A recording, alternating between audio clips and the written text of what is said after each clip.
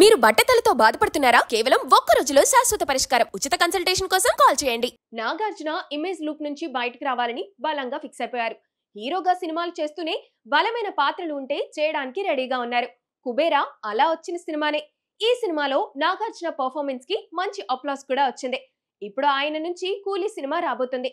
Nag villain గా చేసిన మొట్టమొదటి సినిమా ఇది.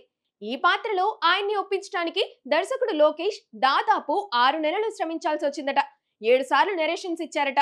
నాగార్జున కొన్ని మార్పులు కూడా చెప్పారట. ఆ మార్పులకు లోకేష్ అంగీకరించిన తరువాతే కూలీ ప్రాజెక్టులోకి వచ్చారు నాగ్. అయితే కూలీలో తన క్యారెక్టర్ విషయంలో నాగార్జున కాస్త ముందు చూపుతోనే వ్యవహరించారు.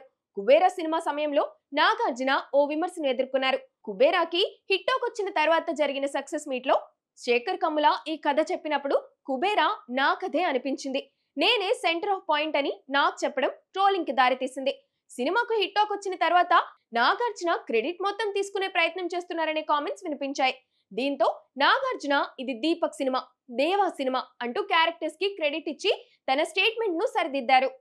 ఇప్పుడు కూలీ విషయానికి వస్తే ఇందులో ఆల్మోస్ట్ హీరో లాంటి క్యారెక్టర్ చేశానని విడుదల ముందే తన వైపు నుంచి ఫుల్ క్లారిటీ ఇచ్చేశారు నాగ్. కూలీ కథ అంతా సైమన్ క్యారెక్టర్ చుట్టూ ఉంటుందని చెప్పేశారు. ఇక రజనీకాంత్ కూడా సైమన్ క్యారెక్టర్ కే ఎక్కువ మార్కులు వేస్తారు. లోకేష్ కథ చెప్పినప్పుడు నాకు సైమన్ క్యారెక్టర్ చేయాలనిపించింది. కథలో ఆ క్యారెక్టర్ అంత స్టైలిష్ పవర్ఫుల్ గా ఉందని చెప్పారు రజనీ. ఈ రకంగా నాగార్జున క్యారెక్టర్ పై చాలా హైప్ వచ్చేసింది. మరి కెరీర్ లో first time villain role play చేస్తున్న నాగార్జునకి కూలీ ఎలాంటి ఫలితాన్ని ఇస్తుందో చూడాలి మరి.